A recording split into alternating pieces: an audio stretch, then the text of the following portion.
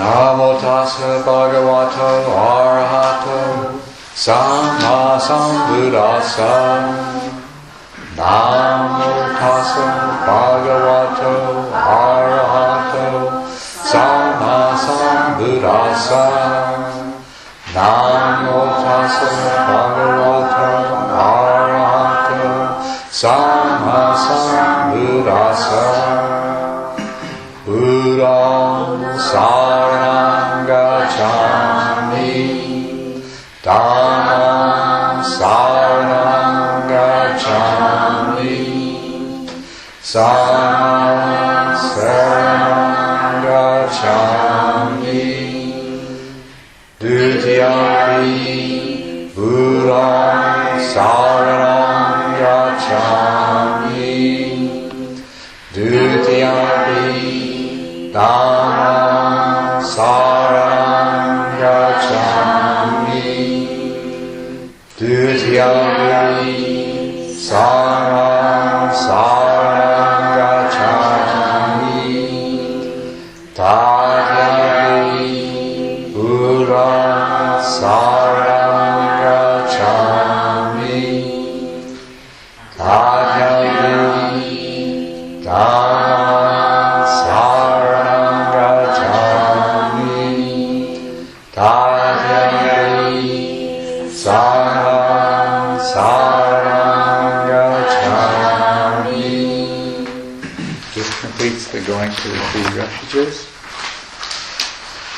Panyatipada Ramani Sikapadam Samadhiyami. I undertake the precept to refrain from harming or destroying living beings. Adinadana Varamani Sikapatam Samadhiyami. I undertake the precept to refrain from taking that which is not giving. Kamesu Michachara Varamani Sikapadam Samadhiyami. I undertake the precept to refrain from sexual misconduct. Musavada Varamani Sikapadam Samadhiyami. I undertake the precept to refrain from wrong speech. Sura Mareya Maja Padatana Viramani Sikapadam Samadhiyami. I undertake the precept to refrain from intoxicants that cause carelessness. I undertake the precept to refrain from sources of livelihood that may belong to other beings. I undertake the precept to refrain from acting out of ill will or taking satisfaction in the misfortune of others. I undertake the precept to be open-hearted and generous in all my relationships with others. I undertake the precept to act with loving kindness and compassion in all my relationships with others. I undertake the precept to live with mindfulness and follow the Eightfold Path through daily study, meditation, and reflection. With these 10 precepts, virtue becomes the vehicle for a happy existence. Through virtue, good fortune is attained. Virtue is the vehicle for liberation. Let us purify our virtue. This completes the 10 precepts. May all beings be free from suffering. May all beings be free from ill will. May all beings be filled with loving kindness. May all beings make themselves truly happy. Thank you very much. That sounded beautiful.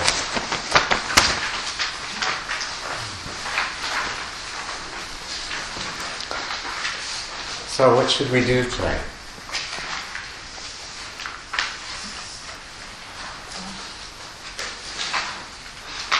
I know you want to do a guided meditation. We will, I promise. Yes? Meditation, question and answers. I'm certainly open to that. Meditation or Dharma, either one. What's the difference? Yeah. Okay. I just have one Yeah. question. In trying to figure out how long the in-breath is and how long the out-breath is and where they begin and where they end, kind of seems to create more questions sometimes. Sometimes it seems obvious, but sometimes when you try to spot where it begins, is that where the first sensation is? And if that's where the first sensation is, well, there are sensations all over. Some of them are down in your throat. Where should you be looking? Should you just keep the focus for the beginning down under your nose? The beginning where? And length. Does length mean duration? Or does length mean inches? Okay. Okay. Yeah. So, you analyze a lot. Okay, so what we mean, first of all, there is a fairly circumscribed area where you're looking at the sensations. So you should be just looking at the sensations in some area around the nostrils, right? Could be just inside, or it could be outside, or it could be both, But really shouldn't be, down your throat. Okay. So it's not a question of inches. We're just looking at a sensation in one place and seeing when the sensation in that particular place begins, and not really, if you analyze, well, when does the breath actually begin? Well, physiologically or anatomically, your breath most of the time, as the diaphragm contracts, that starts to draw the air in. So in that sense, where it begins is down here. So what we're really interested in is not the beginning of the breath, but in this one area that we've been watching, where the sensations associated with the in-breath begin. And then how long it lasts is how long between that and those sensations that seem to be the ones that represent the end of that inhalation, the end of that particular air movement. And, after a while you realize that even in what we're calling the gap or the pause between, there are still sensations there. And at first you might not notice them, but after a while they become discernible. And you're just distinguishing between the ones that are there when no air is moving and the ones that are produced by the movement of the air. And so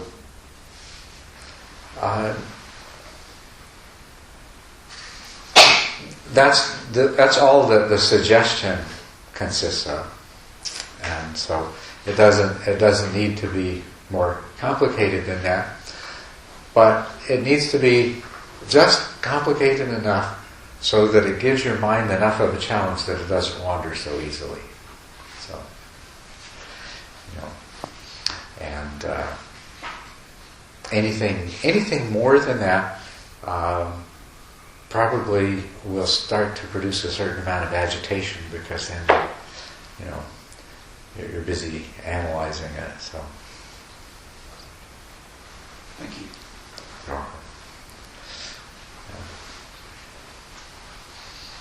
Is there a certain way you're supposed to breathe, like more with the lungs or more with like the diaphragm down there? Is that anything you suggest? Or? Well, it's the main thing is just to let the body breathe and put your mind in the state of just simple observation rather than controlling.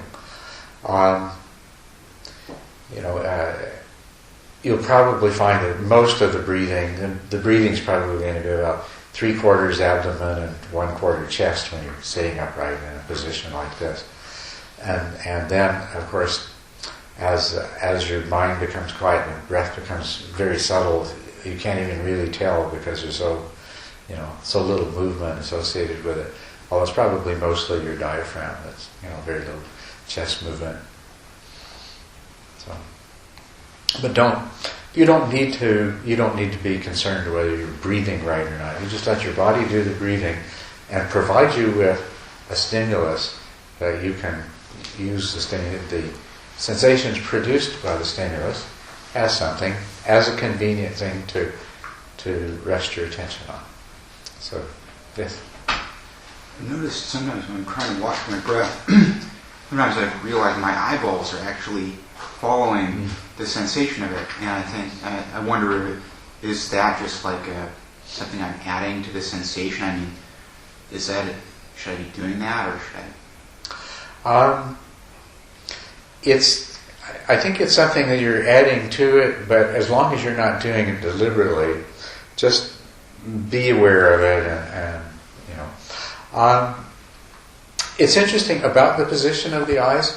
The most comfortable position of the eyes is, and also where you have this sort of inner sense that you're actually looking at the sensation. So you're observing it in a completely tactile way, but it's as though your eyes are following it. Is usually focus on some point that's a few inches in front of your face, maybe somewhere down here. So even though your eyes are closed, your eyes rest comfortably, somewhere around here. This is where my eyes tend to rest. Now, if you were to think to yourself that I'm going to imagine I'm looking at the tip of my nose, that would be very uncomfortable. Your eyes would be crossed. So, but if you just imagine that you're looking at the sensations, your eyes will rest where, if you open them, you'll be looking at a point here. So, most likely, if you're experiencing your eyes kind of sort of moving up and down, this is probably an unconscious sort of correlation, as though you're visually following it. It shouldn't be a problem unless it starts to disturb you or fatigue your eyes or something like that. You just let it happen. It's something like, I know you're supposed to be watching that physical sensation of your breath and not some image or imaginary idea of what's going on. And so it seems like this may be counterproductive, because when I'm watching it, I almost feel as if I'm picturing the part, inside of my sinuses that I've never seen where my breath is. Mm-hmm. So maybe that's not good. Well, it's probably not a problem. I mean, if it's not any kind of circumstance where your attention is wandering to something else, and so it is basically helping to keep your attention focused on one thing. So I wouldn't worry about it. If it's just is happening spontaneously, and it's interesting. One thing I will mention is that some people are very visual by nature. I don't know whether you are or not, but some people are. And so what they'll find when they're observing the breath is they'll start to form sort of a visual image of it, and it helps them. They're sort of actually watching this visual image. Could be a wave or a circle or whatever it is, something that has a physical form, or at least sort of a visual form that somehow or another corresponds to the movement of the breath. And so they're sort of watching it, and that's perfectly all right too. Although if you're having that experience, if your mind's sort of creating an image to help you follow the breath, at some point you'll find that it's actually it's an extra bit of mental activity that is actually detracting from the clarity of your perception of the sensation. And at that point, that should be dropped. The same thing is true. Some people find it very helpful and very useful to use words like beginning, end, or beginning, middle, end, or in, out, or whatever, just as little aids to help them follow the breath. observe the beginning and end and things like that. And there's nothing wrong with that. That's fine too. But the same thing will happen, that point when the breath begins is so precise, and that point when the breath ends is so vague that a big word like beginning gets in the way of seeing that precise point, and a big word like end makes it kind of hard to determine exactly when that vague last sensation takes place. So at that point, that's the time to stop using the labels as well. But there's nothing wrong with using the labels or a visual image for so long as you find it helps you to just steady the mind and reduce the amount of extraneous activity that's taking place. So feel free to do that, but just watch for that point where it's no longer of value to you.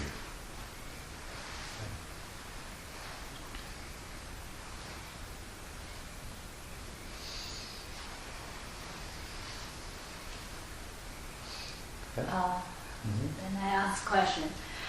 I continue to examine my feeling and try to understand the mind, what's the interest there when I observe the tree.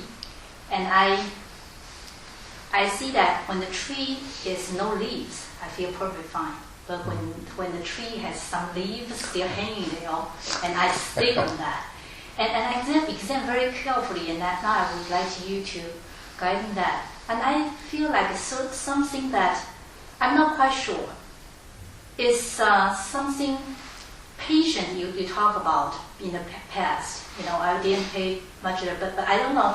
When I meditate on that, I feel like it's something the patient or some that present moment, come to the breath beside the sensation. I think it's something the processing the moment or something that I think would you can you talk a little bit more about that, or is a patient? I think I just try to. What is patience? Is that what you're asking? Maybe I ask the other time. Well, no, I don't mind talking about it now, but I don't quite understand what, you said I patience. still try to figure out. I don't understand either. Okay, I give you an exam, and just like you taught us in last session, is keeping exam, and I understand that impermanent and understand the whole thing, but I still feel something there. I kind of, something caught me in that, and I try to break through that. And one thing is I see when the things in the progress, and I know, not logically, I know the leaves need to fall and then have a new leaves come. They are not dying, they're just the processing. Okay. But I figure out that the anxious inside of me, the feeling, even though not that strong, but I don't want to neglect that kind of feeling. Okay, right. So I'm keeping exam. What's that? Because the mind sometimes showing the perfect tranquility, but in the short period of time, is see the cravings. Which wish to change or want to do something to push to make the things change to expedite the process or something. I see have that kind of tendency. So I don't know if that is related to the patient or that is related to I cannot really comfortable stay in the present moment, and I just want that a little bit different because I see that anxiety there, a little bit there. So I just would like to see if I can hear something regarding to that. It's good that you're aware of it, and would you? I think that you would probably agree that what you're feeling is this tendency your mind has to always be moving into the future, always, instead of just being, becoming. And the idea of pushing into the future, into the next moment, into the next event. I see that anxiety is there in that, and maybe that will even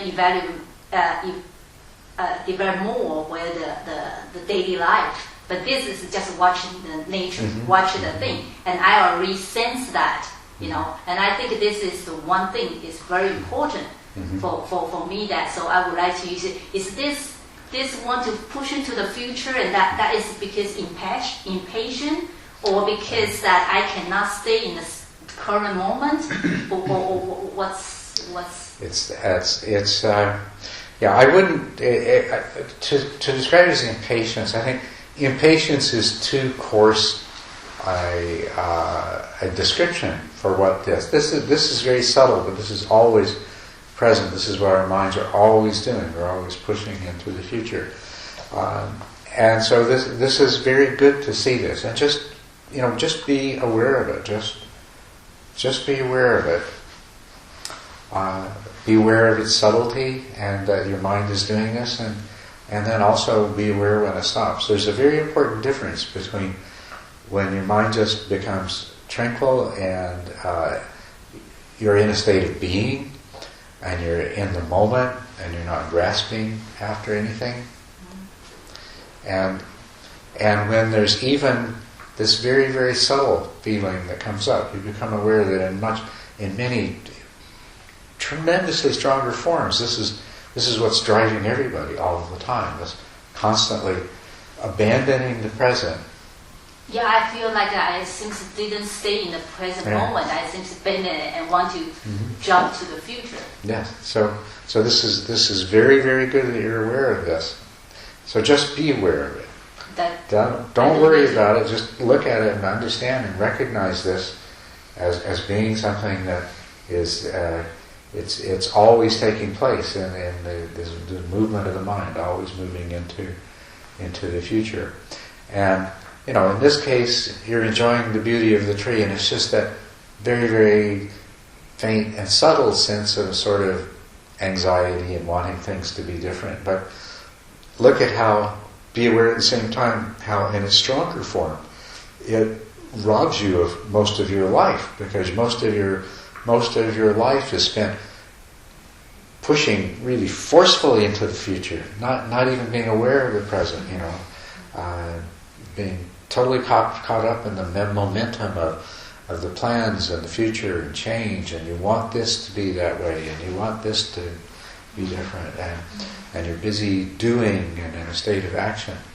So you mentioned the doing. I mean, that's a part of that doing, that need to do, and we are so used to it that when we stop doing, we feel uncomfortable, like we should be doing again. Like I said yesterday, when you've been a slave long enough, as soon as you slow down, you start to feel like you're going to hear the crack of the whip, even though there's no whip. And that's that feeling. It's like you stop and there's something wrong. There's something wrong with you. You're just not used to it. So just be aware of it and notice it, and realize that it's just it's a very subtle form of what's taking place in a much stronger form all the time. And also, like your instruction, I observe the mind, and I notice, and I should say realize, I notice that even though part of the mind seems already experience and understand, the way the such and this or the thing, but sounds like it won't, because you experience it and understand that can apply the whole thing. The other, it seems like seems almost contradictory for this. You can experience this in one hand, and the other hand is totally wow.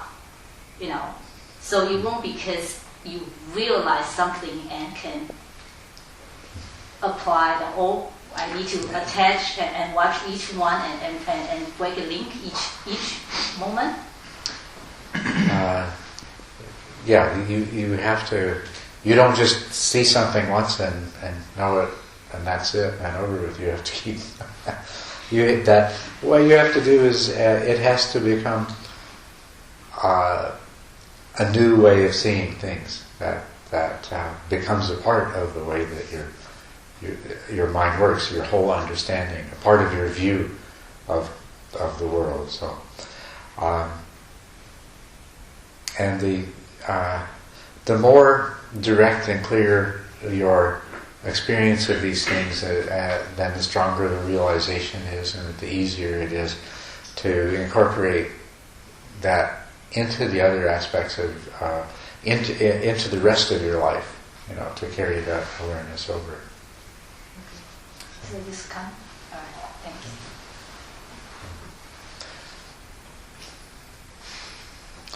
But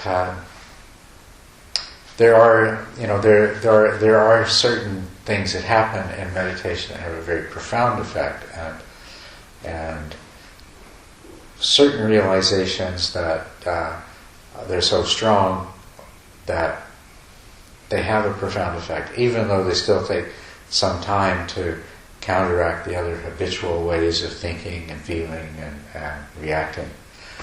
But your mind has a lot of habits in it, a lot of conditioning.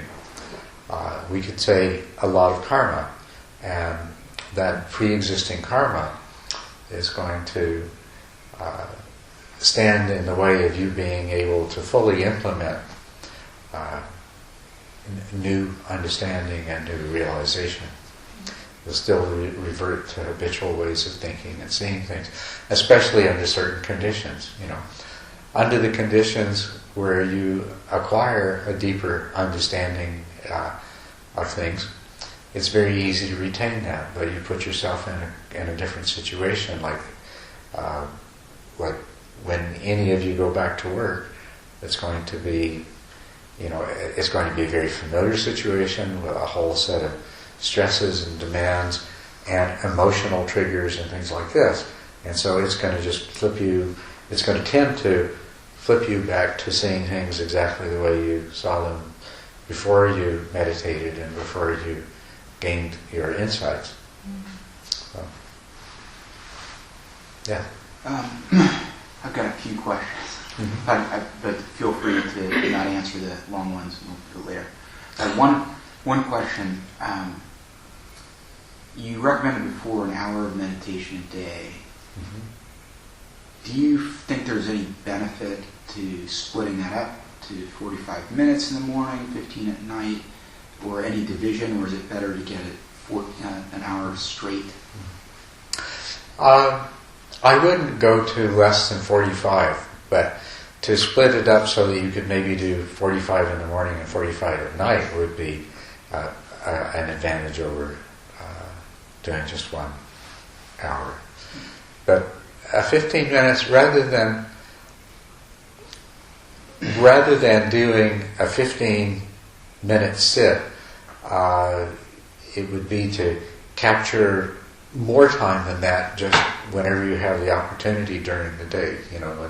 Whenever you find yourself in a circumstance where you have 2 or 3 minutes or 5 minutes free, for one reason or another, you're waiting for something, and I believe you probably spend a lot of time in an office, right?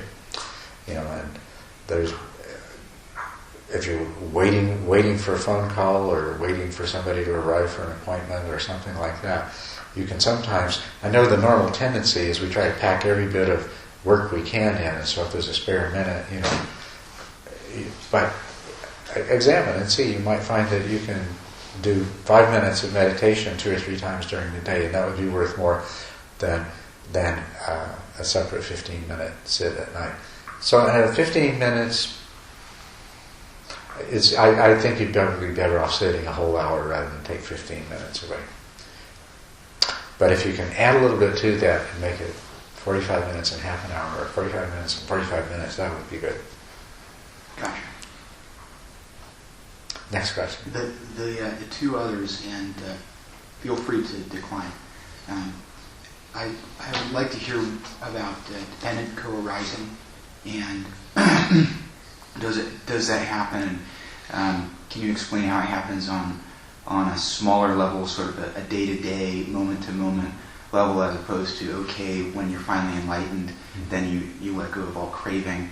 And then the third question is, I'd just like to hear your answer to what would you recommend that somebody do at the moment of their death? Okay. First, dependent co-arising, dependent origination, dependent co-origination. These are the different terms that you might know this process by. And most of you who do know it and are familiar with it are probably familiar with it in a form that involves 12 links. But there are different versions that show up in different sutras. But the 12 links, the way they say is that first, due to ignorance, there is karmic action. And, or action, you could say action with karmic consequences and so forth. And because of this karma, there is consciousness. And because of consciousness, there is Namarupa, name and form, body and mind. Three different ways of saying the same thing.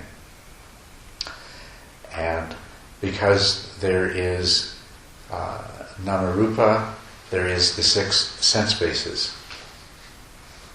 And because there are the 6 sense bases, there will be contact between a sense object and a sense organ, and the consciousness associated with that will arise. And then when there is contact, feeling will arise, meaning pleasant, unpleasant, or neither pleasant nor unpleasant. Where there is feeling, craving will arise. Where there is craving, grasping will arise. Where there is grasping, becoming will arise. Where there is becoming, there is birth. Where there is birth, there is old age and death. Now, these should properly be divided into 2, 8, and 2. The first 2 referring to the past, the middle 8 referring to the present, and the last 2 referring to the future. And then this sequence can be applied on many different time scales. We could say that because of past lives, ignorance in past lives led to karmic actions in past lives. That's the first 2. So that in this present life, there is consciousness, and there being consciousness, there is Namarupa, body and mind, which is, when the Buddha used the term Namarupa, he defined that. He said, first of all, he said, as an individual, that's what a person is. That's what an individual is, Namarupa. Namarupa is the individual, and individual is Namarupa. And he said by Namarupa, he means Rupa, form, and Nama is 4 things. It is feeling, perception, mental formations, and consciousness. So when he says Namarupa, mind and body, Rupa is the body part, and the mental component is feeling, consciousness, perceptions, and mental formation. Okay, so due to ignorance in past lives and karmic action in past lives, extending back for an infinite number or an uncountable number of lifetimes, you exist. You are conscious. You are an individual consisting of body and mind, Namarupa. Where there is consciousness and Namarupa, there are sense organs, the 6 sense bases. And where there are 6 sense bases, there will be contact with sense objects. And those sense objects will produce pleasure and pain. And as a result of that pleasure and pain, you will experience craving. As a result of that craving, you will grasp to this particular kind of reality, and you will you will move into the future as what happens in grasping. Grasping is such it's a simple word implying a lot. This is where the objects that you see as providing the pleasure and pain are the objects that become real for you. And the self that you perceive as experiencing the pleasure and pain, this becomes real for you. And then the desire to either obtain the pleasure or to avoid the pain results in action. And so when we say becoming, then you become a grasping self, grasping at an object and performing a karmic action. That's what becoming is.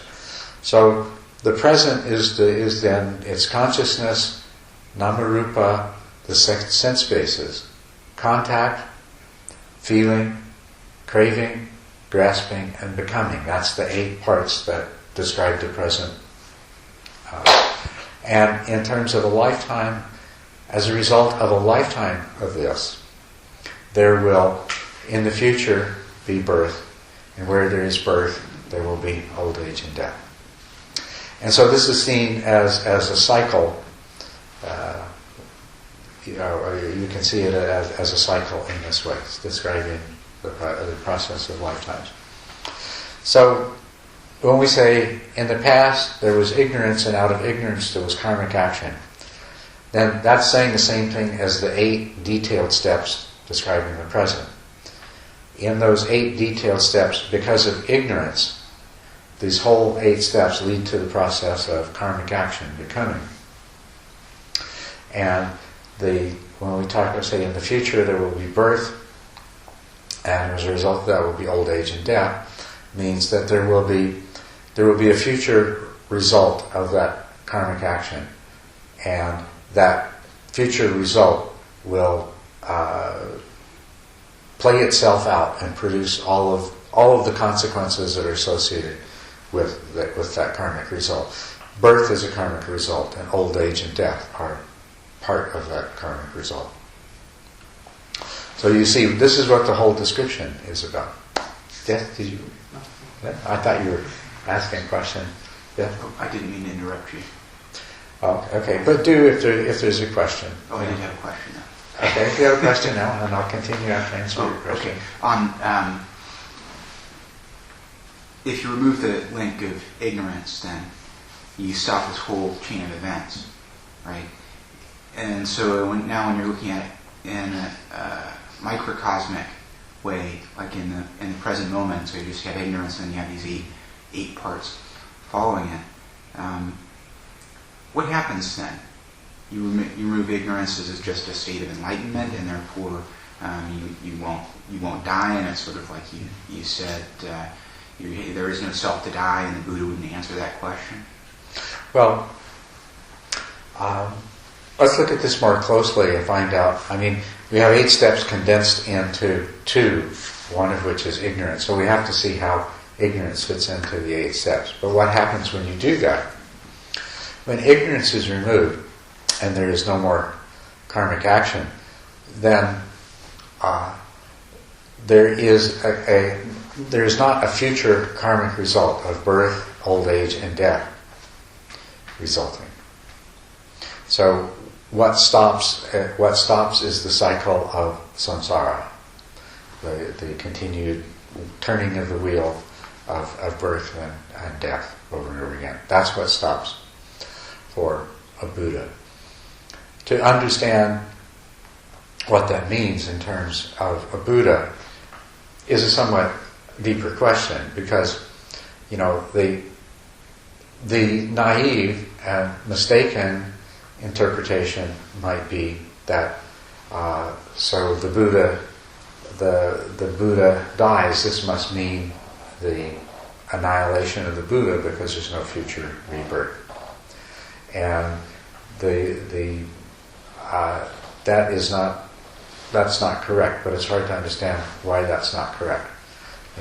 Because its opposite seems to be, well, if the Buddha dies, then in what way does the Buddha continue to exist if the body of the Buddha dies? And we can talk about that. That's a different question that we really can't understand until we have more of an understanding of dependent origination and what is meant by it. So let's go back to looking at that and see how the process, how it applies and how it can be interrupted. Well, first of all, just to go back, you can take these three and say the first describes past lives, the second set of 8 describes the present life, and the last 2 describe the future life that comes out of it. But we can also see that this is what's happening moment by moment, literally, that this is happening over and over again. It also, using it as a way of understanding, as a paradigm, we can apply it to larger situations. We can apply it to, we can dissect out of our lives over and over again where on a larger scale this same thing manifests. So it's worth, I think, our looking at that and doing that. So now, as a karmic result, you are a conscious being with a body and a mind and 6 senses. Okay? And that being the case, you are going to have experiences where your senses are impacted on. Remember, there's 6 senses, so you can be impacted by mental objects and ideas and concepts and things like that, not just touching, hearing, tasting, and so forth, but any of these things. So, being this kind of a being, and remember that one of the components of nama was mental formations. And mental formations is your store of ideas and mental predispositions, all of these different mental predispositions. So, as an individual, you might have an experience of an object that produces strong desire in you, lust, greed. You fill in the details, but you, as a part of your mental formations, have some predisposition, a karmic predisposition, that when you encounter some certain situation, there you have the capacity for greed, desire, lust for that particular object to occur. And this is what happens. This object is perceived as a source of pleasure for you. And because of that, there arises the craving, the desire. Now that craving that arises, you were already predisposed to that, but it wouldn't have manifested if the object hadn't come in and hadn't encountered your sense organs and then produced the feeling and then the craving. But once the craving is there, then what your mind does is it makes the perceived object become very real. You know how it is if you have greed or lust for something or someone, how very real it becomes, how fully it occupies your attention, how it is seen as perfect, wonderful, extremely satisfying. I mean, this is the nature of having this kind of emotional reaction. Is you see it as highly desirable, more desirable than it really is. You attribute it to it much greater capacity to give you pleasure than it really will. I mean, we know this over and over again. We're always chasing after things to discover in the end it wasn't worth it. But this is what happens. But, so what do? Well, we make this, we create ourselves. In the process, as a result of grasping, you become a person filled with desire, obsessed with an object, and you've made that object into a reality. So you have created these two realities, a self and an object, linked together by this powerful craving. And as a result of that, you launch yourself into the future through action. This is what I'm going to do. And could be anything that you do, but you think about the kinds of things that we do in a powerful state of greed. You could steal, you could lie, you could foolishly waste your resources, you could spend your money, you could, there's all kinds of things that you could do. But you're going to commit actions of thought and word and deed, right? The mental actions are really important. Just holding on to that greed and processing it in your mind and thinking over and over again about how much you want this object. This is an action. This is a karmic action. What it's doing is conditioning your mind so that in future similar situations, you're going to be even more vulnerable to the same greed arising or to a similar greed arising, you see?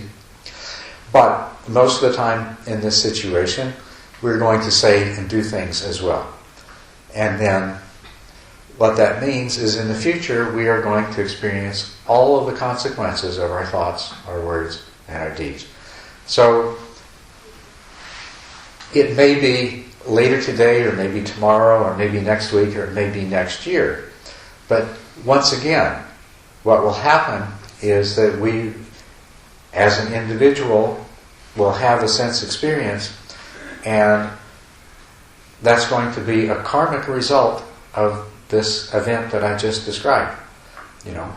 It could take many forms. It could be that because of this greed, you spent a lot of money that you shouldn't, and so you're going to experience the karmic result of that when you need that money, right?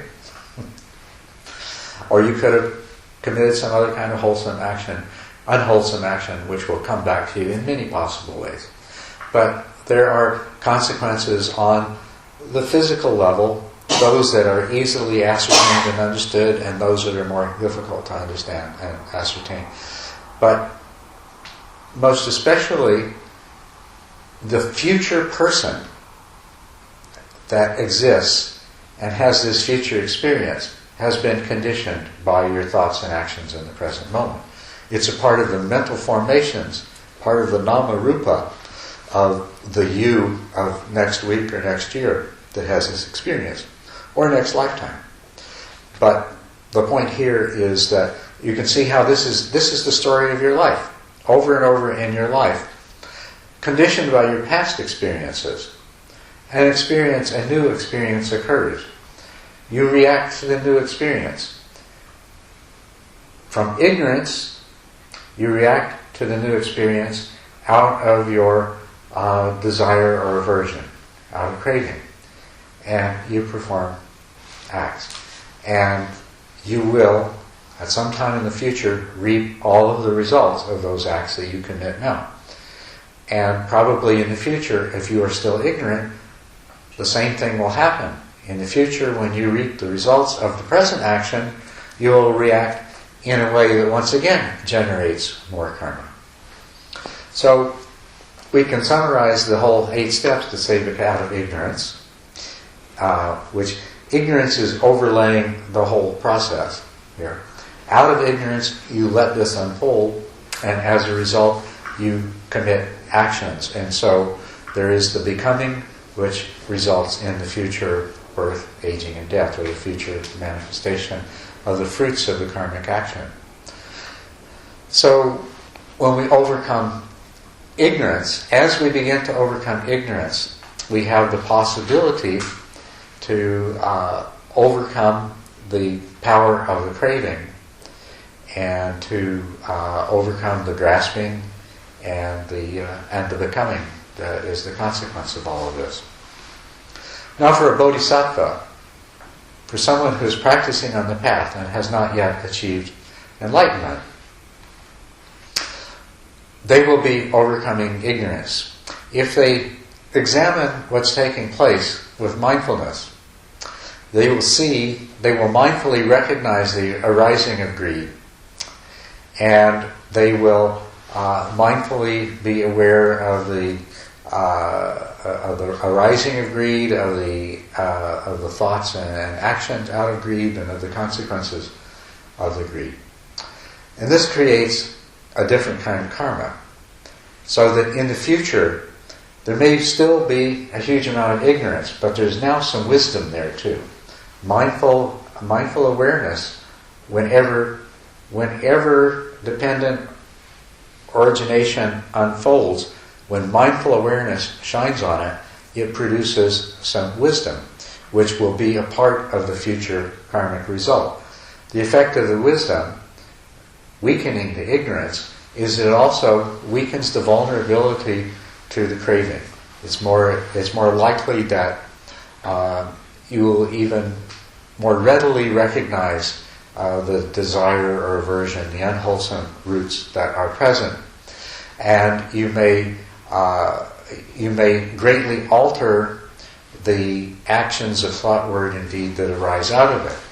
You may experience greed arising, but you may recognize it as an unwholesome thing and attempt to arouse a state of diminished greed and desire. You may refrain from the more unwholesome and foolish of your actions and thereby reduce the consequences. In the process of doing all this, you have created yet a stronger karma for the future, so that next time something similar happens, there will be more wisdom, less ignorance. There will be more restraint and less succumbing to craving. And the strength of the grasping and the actions that come out of it will be attenuated. So a bodhisattva who still has ignorance can diminish their ignorance, and they can also alter the strength of the imprint of the desire and aversion that affects their actions. And so you can change, you can improve your life, you can become a different kind of person as a result of this process. With the attainment of the four paths and the four stages of enlightenment, there's a progressive reduction. There's a huge reduction in ignorance. The root ignorance is the belief in the personal self, and that is overcome attaining the first path. There's still craving, but the support of craving by attachment to personal self is gone. And so craving becomes more manageable.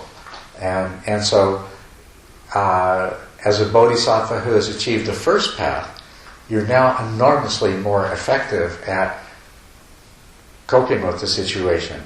You still have craving though, so the whole thing's still going to unfold and you're still going to make karma for the future.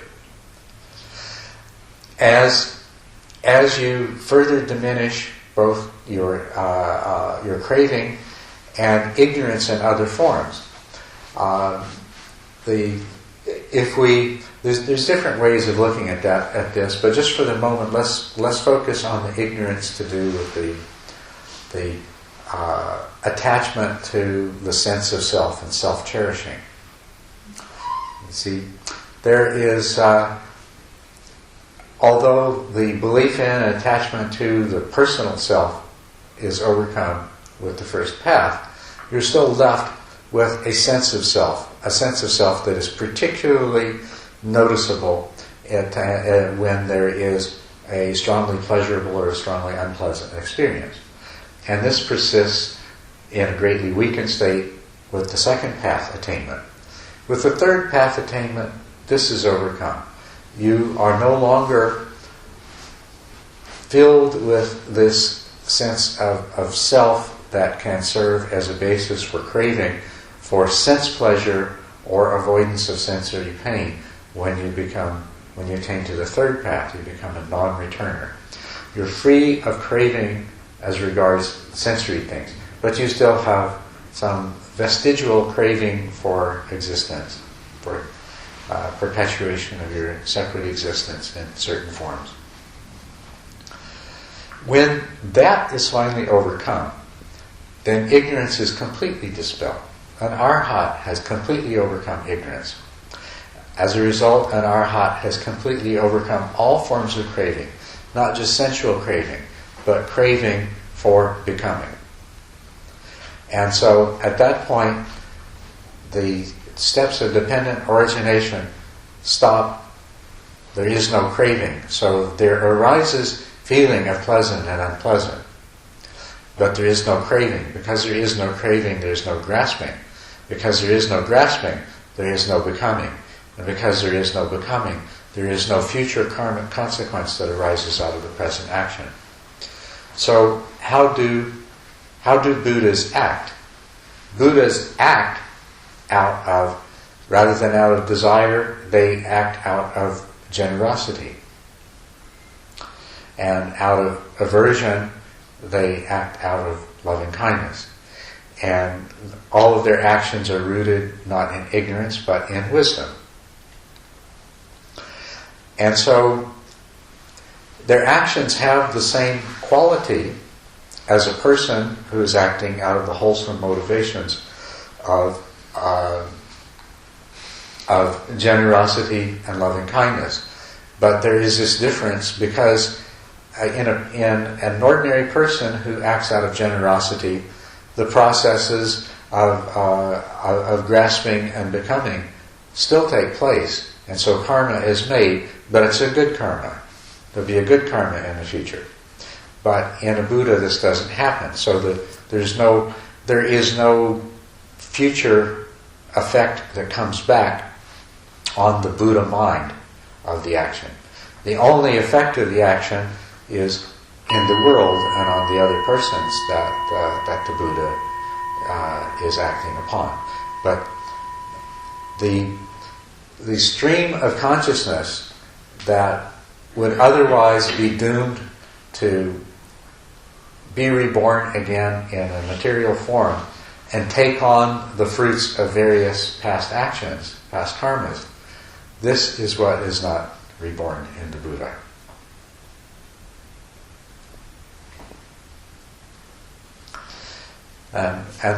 Now,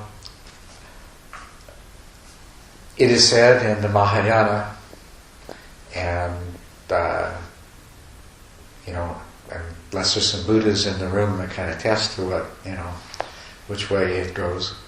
According to the Mahayana, and it sounds good to me, a Buddha can choose to continue to manifest in the world in physical forms in order to continue to help other beings achieve enlightenment. That the fact that a Buddha is no longer subject to rebirth doesn't mean that a Buddha can't choose to continue to appear in a corporeal form. The Theravada doesn't address that question very specifically and very clearly, but perhaps a little more mystically. That as the purified mind of a Buddha becomes a part of the one mind, it's like if you take from a lake that is polluted and you take some of the water out and you purify it and you put it back in, the whole lake is that much more pure because of it. And that doesn't rule out the possibility that a Buddha could act in other ways. But as far as what happens to Buddhas when they die, they don't cease to exist.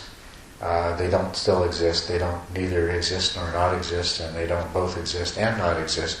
The reason being that the person that we're identifying as a Buddha and the selfhood that as a bodhisattva that Buddha experienced was always an illusion, is an illusion, was always an illusion. The removal of the illusion means that it's not appropriate to discuss what happens in illusion. It's like saying, what happens to the movie after we tear the screen down? If there's no screen, you don't see the movie.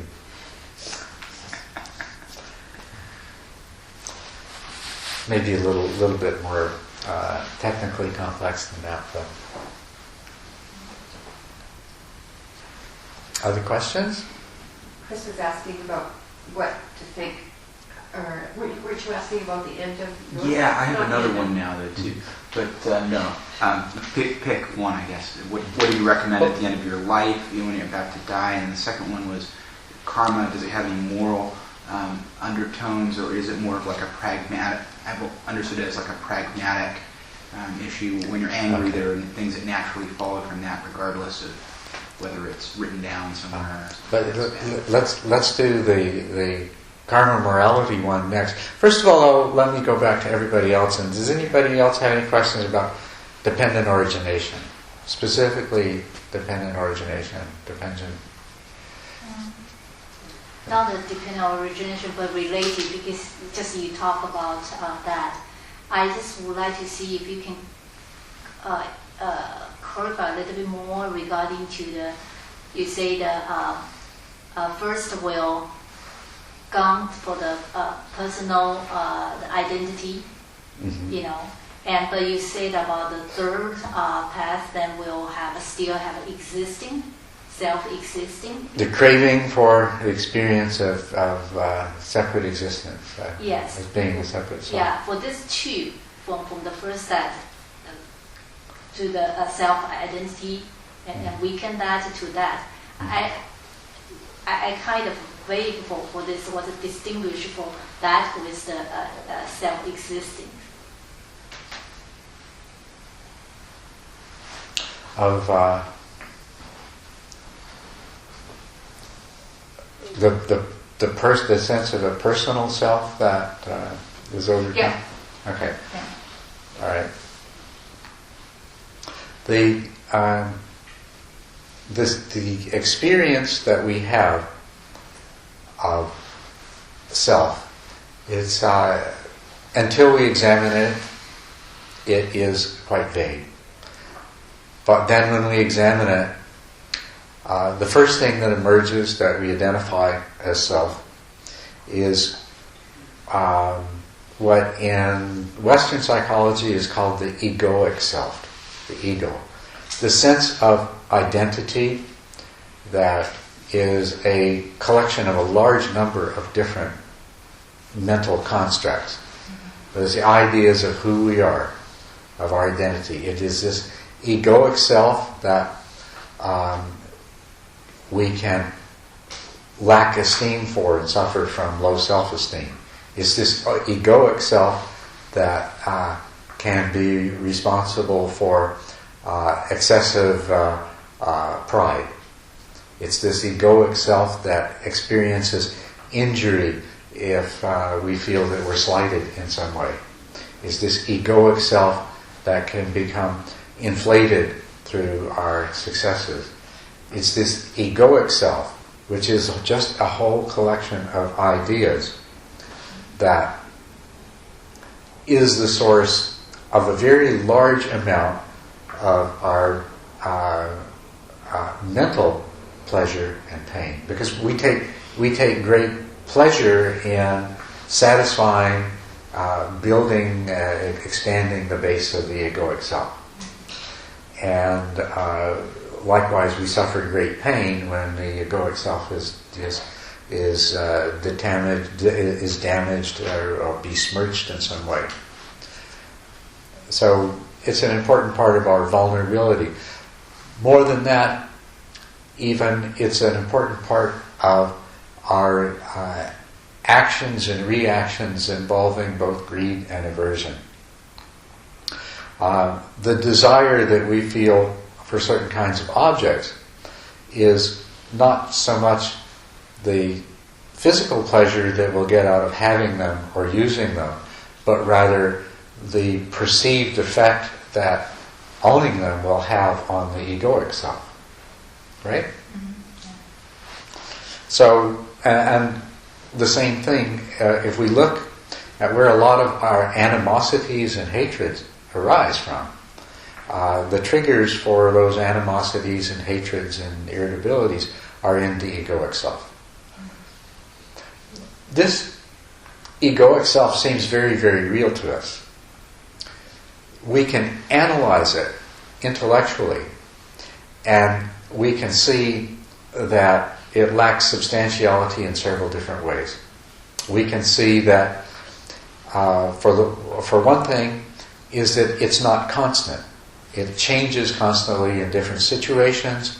It evolves constantly as our life progresses and changes take place. It doesn't have clear boundaries except in a particular situation.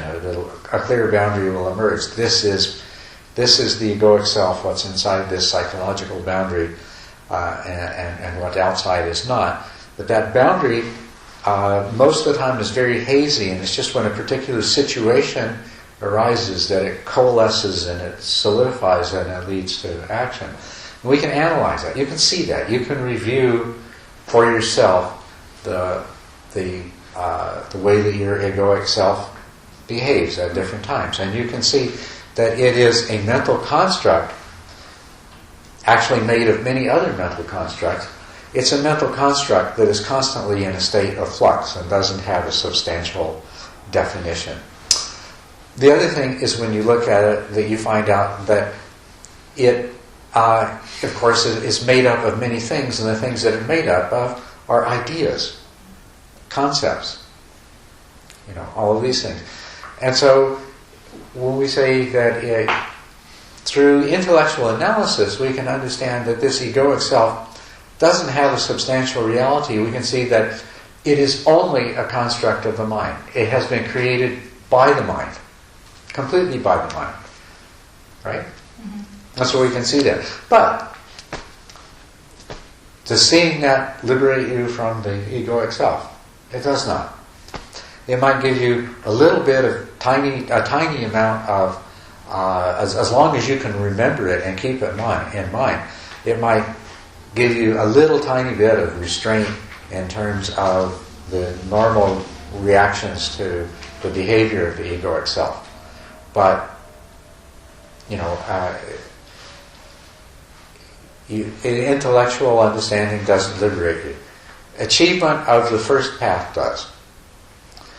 The way that the achievement of the first path does is by revealing simultaneously the absolute falsehood of the sense that this egoic self is substantially real.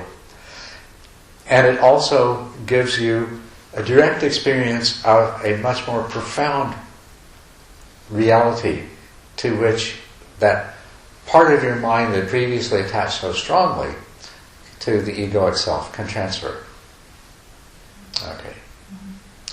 But the self, when we examine the self, we find there is more than just this mental construct. There's more than the egoic self. There is also this sense of selfhood, which is not an elaborate mental construct. It's a feeling. It's a very, very powerful feeling. The feeling of selfhood. And it is very strong whenever there is pleasure and pain. There is, I am experiencing the pleasure, which means that the next logical step, I can desire more of the pleasure. I can desire to hold on to the pleasure. But when we look at that, it feels real. It feels like it has a genuine, substantial reality of its own. And if we only go by feelings, as most people do, we won't question that. For example, you get angry and you say, I am angry. And you don't question that. You don't recognize it, that the anger is just a feeling, a sensation created by the mind. The mind created it. It could have not created it. It could have created a different feeling. The mind created that particular feeling in that situation, just as it creates that similar feeling in other kinds of situations. Anger is a feeling created by the mind. The normal sort of experience that the average worldling has, without question, is, I am anger. I am angry. I am anger. Anger is real. Anybody can be angry. Of course I'm angry. I have a right to be angry. Who couldn't be angry? It's total unquestioning. It's no sense of that this is just a feeling. But if through your practice of mindfulness you come to recognize that all of these different feelings, these feelings that arise out of mental states of desire and aversion, are just that. They too are products of the mind. They're a different kind of product. They're not a concept and an idea, they're a feeling.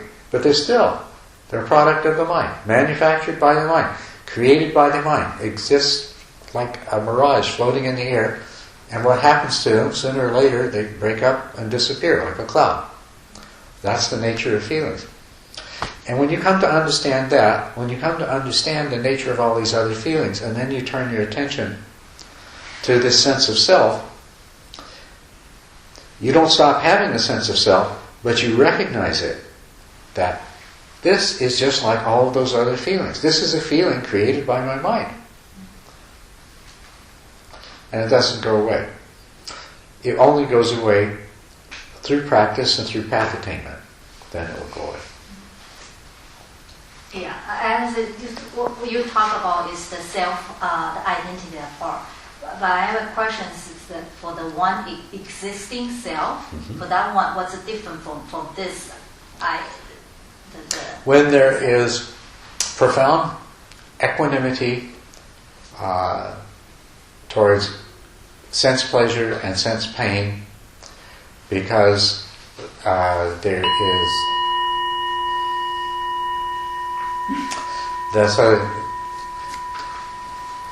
because sense pleasure and sense pain are just experienced as sensations and do not generate powerful, do not trigger craving and emotions of desire and aversion,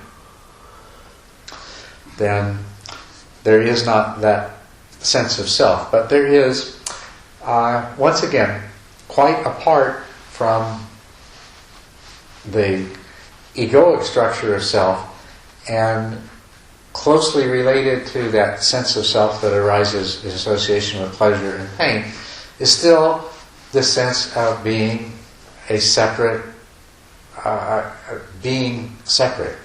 I exist separately from the rest of the universe. The universe consists of two parts, me and everything else. And even when I'm not driven by craving, by desire and aversion, I still experience me as being separate from everything else. And I like that. I don't want to lose that. I don't want to be annihilated. The idea of annihilation bothers me simply because I think it's wonderful being this separate, distinct self. It's the only thing I know. I'm attached to it.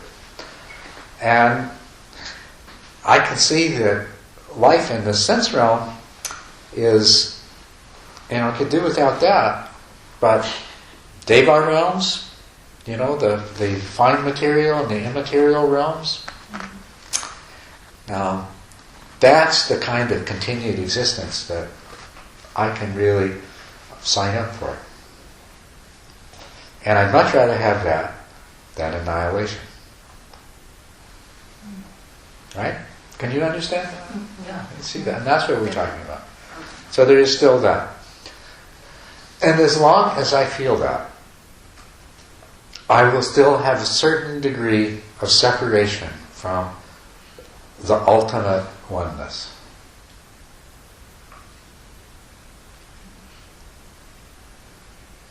And it too is an attachment and an illusion.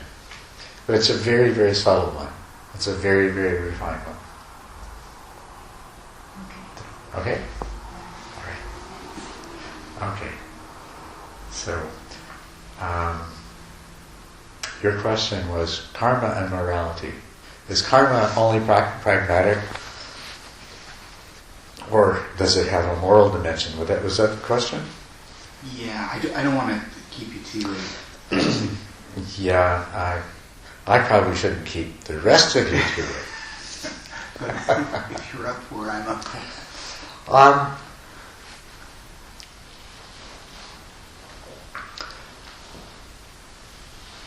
Karma is both pragmatic and it has a moral dimension to it. And both are very much important. But an awareness of the moral dimension alone is probably not going to be nearly as powerful a motivator as an awareness of the pragmatic consequences. That so long as you don't understand the nature of your actions and the karmic consequences that they produce, you're going to continue to suffer the results of those.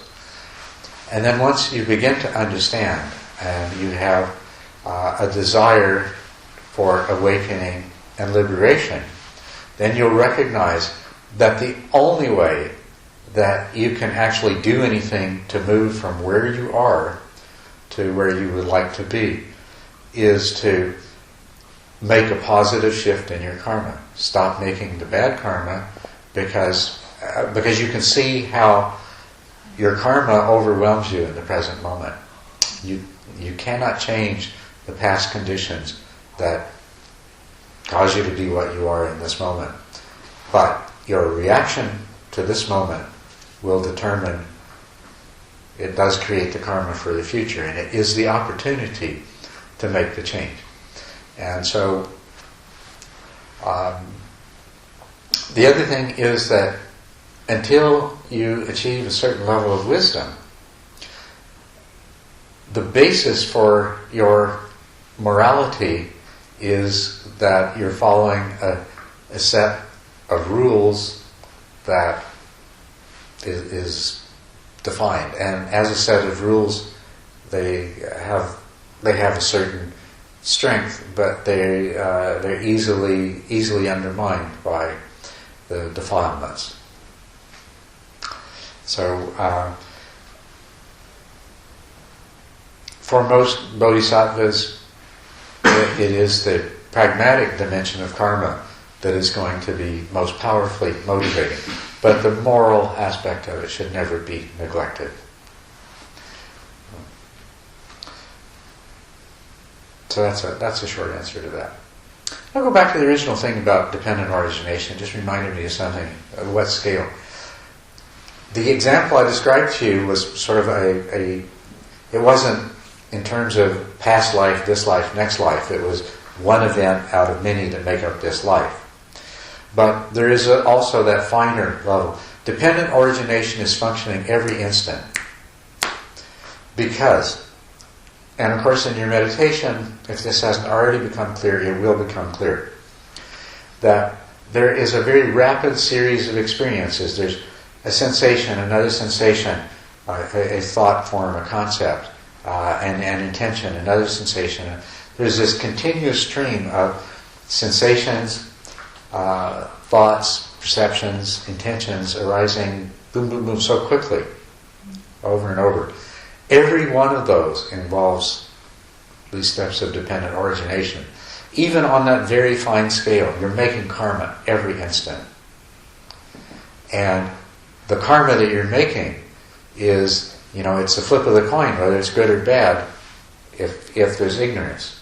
It's only to the degree that there is wisdom present moment by moment that you have the influence over the karma that you make moment by moment. So that's why the Buddha said, guard the senses and practice mindfulness at all times. Because in that way, in that way, there is always some wisdom, and by the practice of mindfulness, the amount of wisdom accumulates. Wisdom is also a result. Wisdom is a result of mindful awareness, and the more wisdom there is, the less the ignorance there is. That's what's so wonderful about being born as a human being. Of all the different kinds of beings, we have the capacity to generate mindful awareness, and we have a mind that can reap the fruits of the application of mindful awareness and acquire wisdom. Animals are limited in that capacity. And of course, beings in the hell realms and hungry ghosts and asurans, they are so caught up in their own karmic results that they have no mental space to acquire wisdom or even get a handle on what's going on. When you're a human being in the midst of tremendous chaos and suffering and things like that, doesn't have very much opportunity to practice wisdom. So those of us that are human beings are in the ideal state to do that. Beings in the Deva realm, they're enjoying all the fruits of their good karma. They're spending their bank accounts like mad, and when the bank account of good karma runs out of money, they'll get reborn somewhere else. But in the meantime, it doesn't occur to them that they've got a problem. We're the ones, we have enough suffering to know that we've got a problem, right? Not as much as in the lower realms, but enough. And at the same time, we have enough comfort and leisure that we can actually do something about it. And then, unlike animal realms and things like that, we have the mental capacity to exercise mindful awareness and develop wisdom. So it's absolutely wonderful to be born a human being. Not all human beings are in such good circumstances as we are, though. So here we are, in the kind of circumstances that could hardly be better, hardly be more conducive to study the Dharma, practice meditation, practice the Dharma, and develop the wisdom, achieve our liberation. So do not waste this opportunity.